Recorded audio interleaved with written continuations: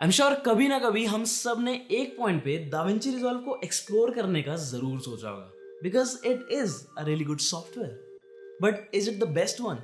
इस वीडियो में हम यही पता करने वाले हैं because I use Da Vinci resolve all the time in my workflow, जिसके बारे में आपको पूरी डिटेल देने वाला हूँ। So make sure you watch this video till the end. इस वीडियो को मैंने 2 पार्ट्स में डिवाइड करा है और कोशिश करी है कि आपको बेस्ट इन्फॉर्मेशन कम से कम टाइम में प्रोवाइड करी जाए, जो कि मेरे पर्सनल पॉइंट ऑफ व्यू से पार्शियल भी ना हो। बिकॉज मैं चाहता हूँ कि इस वीडियो के एंड तक आपको अच्छी खासी क्लैरिटी मिल जाए, जिससे आप डिसाइड कर पाओ कि आपके लिए कौन सा सॉफ्टवेयर बेस्ट रहेगा, ब्लैकमैजिक का दाविंची रिजॉल्व या फिर अडोबी के ये वीडियो प्रोडक्शन सॉफ्टवेयर्स।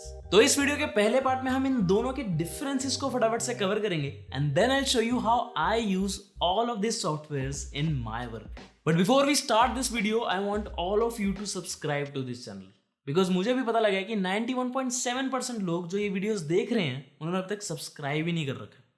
क्यों भाई? मैं इतनी बढ़िया बढ़िया वीडियोस बना रहा हूँ, कुछ लोग इतने बढ़िया बढ़िया कमेंट्स भी कर दे रहे हैं, but most of you haven't subscribed yet. ऐसा नहीं हो पाएगा। अभी सब्सक्राइब कर दो और नीचे कमेंट कर दो that I have subscribed. And now let's just resume with the topic. तो अगर मैं इस वीडियो को क्रोनोलॉजिकल ऑर्डर में लेके जाऊं तो सबसे पहले बात होनी चाहिए इन सॉफ्टवेयर की प्राइसिंग के बारे में। यहाँ हम सब जानते हैं कि अडोबी के सॉफ्टवेयर सब्सक्रिप्शन बेस्ड हैं, यानी हर महीने या हर साल अडोबी हमसे एक अमाउंट चार्ज करता है जिससे हम उनके सॉफ्टवेयर्स को उसी स्पेसिफिक पीरियड ऑफ टाइम तक यूज कर पाते हैं। But on the other hand Da Vinci resolve is like almost free. Basically Da Vinci के पास 2 प्लान्स हैं, पहला एकदम फ्री है और दूसरा है दाविंची रिजॉल्व स्टूडियो, जिसके अंदर हमें कुछ काफी एडवांस फीचर्स देखने को मिलते हैं and that is why it is paid. इसका स्टूडियो वर्जन जीएसटी के साथ आपको 34,000 रुपीज के अराउंड पड़ेगा, but it is a one time payment, यानी इसे एक बार खरीद लेने के बाद आपके पास इसका और इसके आने वाले सारे फ्यूचर अपडेट्स का लाइफ टाइम एक्सेस रहेगा। But to be really honest, इसके फ्री वाले वर्जन में ही इतनी सारी चीजें आपको मिल जाएंगी which is actually more than enough to create great videos. But फिर भी here is a slide for you to compare between the free version and its studio version.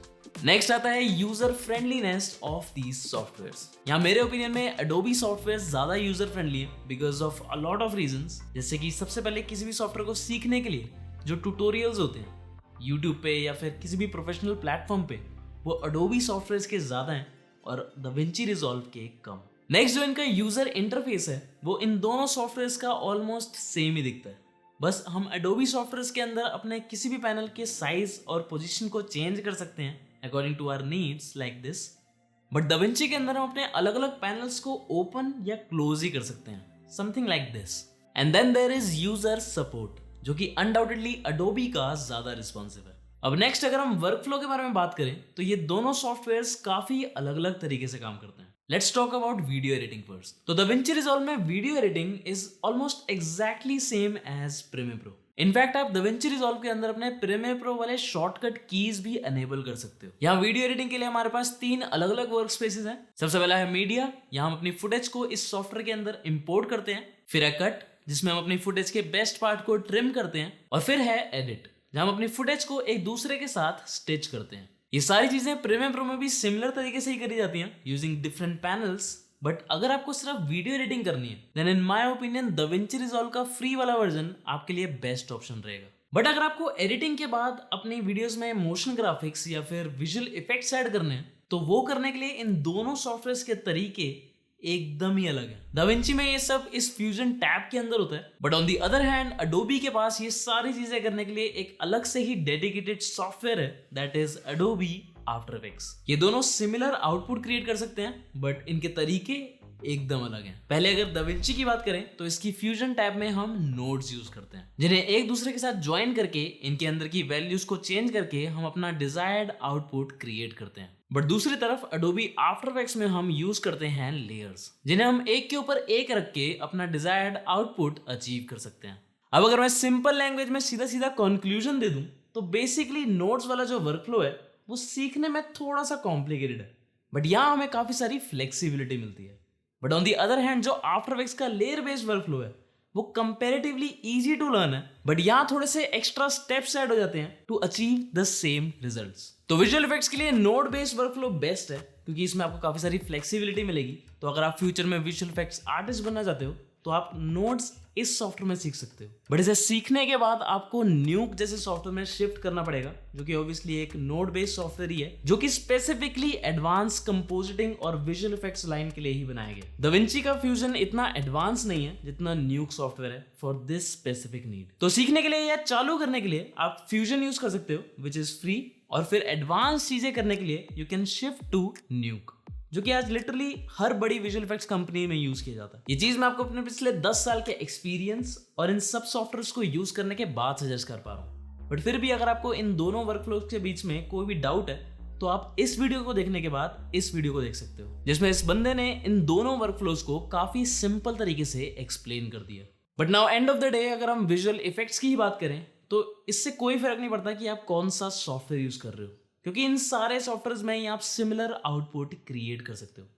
इनमें बस थोड़ा बहुत वर्कफ्लो और फ्लेक्सिबिलिटी का ही डिफरेंस है। मैं पर्सनली विजुअल इफेक्ट्स और कंपोजिटिंग के लिए आफ्टर इफेक्ट्स सॉफ्टवेयर यूज करता हूँ, बिकॉज मेरे पास जो काम आता है वो इतना एडवांस नहीं होता कि मुझे न्यूक जैसे सॉफ्टवेयर पे शिफ्ट करना पड़े। बट अगर अब हम मोशन डिजाइन की बात करें तो आप आंखें बंद करके आफ्टर इफेक्ट्स सॉफ्टवेयर सीखना चालू कर सकते हो, क्योंकि आफ्टर इफेक्ट्स का मोशन ग्राफिक वर्कफ्लो सबसे ज्यादा फ्लेक्सिबल है। अब नेक्स्ट हमारे ऑर्डर में आता है colour grading process, which is actually the foundation of DaVinci Resolve software. शायद आपको पता ना हो, बट हमारी इंडस्ट्री में जितनी भी मूवीज या हाई प्रोडक्शन वीडियोस जो बनती हैं, उनकी सारी कलर करेक्शन और कलर ग्रेडिंग इस DaVinci Resolve सॉफ्टवेयर के अंदर ही करी जाती है। इनफैक्ट 2004 में जब DaVinci Resolve रिलीज हुआ था, ये बेसिकली सिर्फ एक कलर ग्रेडिंग सॉफ्टवेयर ही था। इसे एक्चुअली 2009 में ब्लैक मैजिक ने एक वीडियो एडिटिंग सॉफ्टवेयर में कन्वर्ट किया है by adding some more options to it. But आज भी पूरी इंडस्ट्री में कलर ग्रेडिंग के लिए ये DaVinci Resolve सॉफ्टवेयर ही क्यों यूज किया जाता है, इसके पीछे काफी सारे रीजंस हैं। सबसे पहले तो ये जो ब्लैक मैजिक कंपनी है, ये अनलाइक एडोबी ये कोई सिर्फ सॉफ्टवेयर कंपनी नहीं है।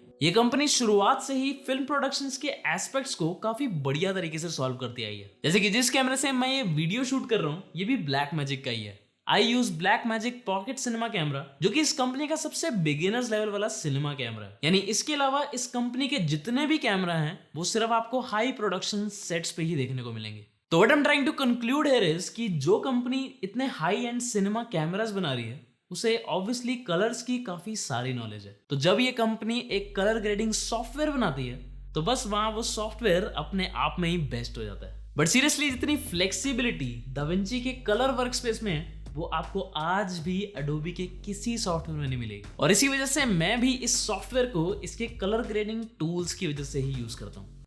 कैसे करता हूँ ये मैं आपको थोड़ी देर में बताऊंगा, बट अभी मेरे इस सिनेमा कैमरा से जो मुझे रॉ फुटेज मिलती है वो कुछ ऐसी दिखती है, जिसे मैं नोट्स वाले वर्कफ्लो के साथ इसे कुछ ऐसे एनहांस करता जाता हूँ। तो अगर आपको इस इंडस्ट्री में एक कलर ग्रेडिंग आर्टिस्ट बनना है, then you should undoubtedly go for DaVinci Resolve। इस स्किल को सीखने के लिए you can check out this Waqas Qazi channel, because मैंने भी कलर ग्रेडिंग इन्हीं की वीडियोस देख के सीखी है। इनके चैनल का लिंक आपको नीचे डिस्क्रिप्शन में मिल जाएगा।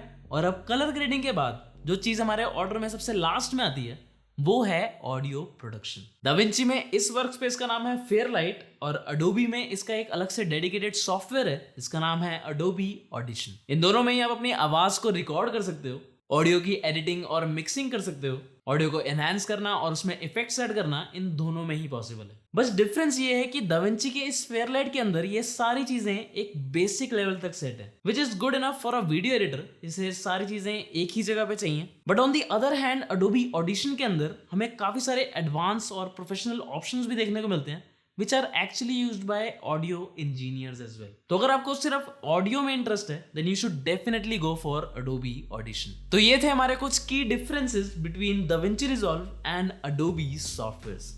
Hence the end of part 1 of this video। यानी अब मैं आपको बताऊंगा कि मैं इन सारे सॉफ्टवेयर्स को अपने वर्कफ्लो में कैसे यूज करता हूँ। तो मान लो अगर मैंने एक एडवर्टीजमेंट वीडियो शूट करी है और अब मुझे उसे एडिट करना है, तो मैं उसे एडिट करूंगा प्रीमियर प्रो सॉफ्टवेयर में, क्योंकि मैं इस सॉफ्टवेयर में ऑलरेडी कंफर्टेबल हूं। तो अब इसे एडिट कर देने के बाद जब कलर ग्रेडिंग वाला टाइम आएगा तो मैं अपनी इस पूरी टाइमलाइन को एज इट इज इंपोर्ट करूंगा DaVinci Resolve में। और ये करने के लिए मैं सिंपली अपने प्रीमियर प्रो से एक XML फाइल को एक्सपोर्ट करूंगा। So I will go to file, export, और इस फाइनल कट प्रो वाले ऑप्शन पे क्लिक करके I will export a .xml file from here. I'll rename it and we'll click on save, या हम simply इसे ओके कर देंगे।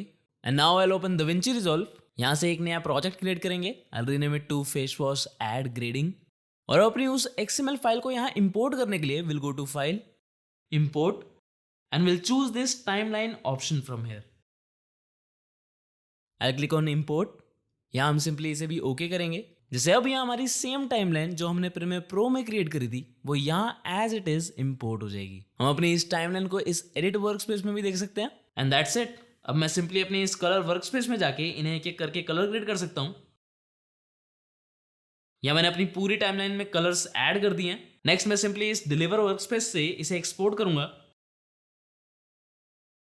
यहाँ हम इंडिविजुअल क्लिप्स को अलग अलग रेंडर भी कर सकते हैं और यहाँ आप इसे ऐड टू क्यू करके I'll render this from here. And now I'll add this file in Adobe After Effects to add further effects on top of it. And this is basically how I use DaVinci Resolve in my workflow. तो I hope इस video से आपको इन दोनों companies और इनके softwares के बारे में आपको काफी अच्छी क्लैरिटी मिली होगी, जिसे जान के ऑब्वियसली अब आप चूज कर सकते हो कि कौन सा सॉफ्टवेयर आपके लिए बेस्ट रहेगा। इन्हें चूज करने से पहले बस इतनी सी चीज ध्यान रखना कि एंड ऑफ द डे ये सारे सॉफ्टवेयर ही एक टूल है। यानी आपके क्लाइंट या आपके ऑडियंस को ये कभी फर्क नहीं पड़ने वाला कि आपने ये स्पेसिफिक वीडियो किस सॉफ्टवेयर में डिजाइन करा, because ultimately it will be your creativity जिसे यूज करके आप अपनी वीडियोस से एक डिफरेंस क्रिएट कर पाओगे। So with that said I hope आपने इस चैनल को सब्सक्राइब कर दिया है और बेल आइकन भी दबा दिया ताकि आप कोई भी नेक्स्ट वीडियो मिस ना करो, क्योंकि मैं नहीं चाहता हूं कि आप कुछ भी इस लाइफ में मिस करो।